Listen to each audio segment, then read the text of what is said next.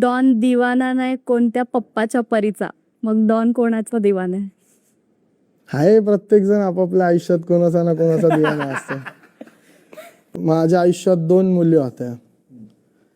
म्हणजे एकीला माझ्यावर लय प्रेम होतं.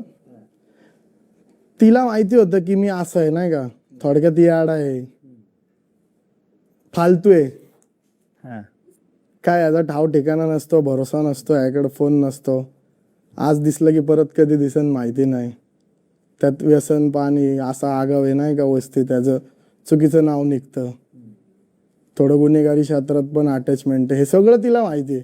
मग तिला मी लय आवडायचो आणि मला जी मुलगी आवडायची तिला मी नाही आवडायचो.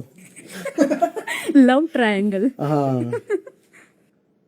मग मी एक दिवशी जिला मी आवडायचो तिला मी बोललो माझं तुझ्यावरच प्रेम आहे आजपासून. आजपासून तिला माहिती होतं का हे? काय रिस्पॉन्स काय आलता?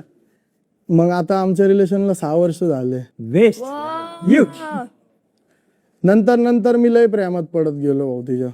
तिने पण माझ्या लय वाईट काळात लय प्रॉपर सोबत राहिली ती माझ्या, एकदम गँग. त्रास नाही मला कधीच कसला तिचा.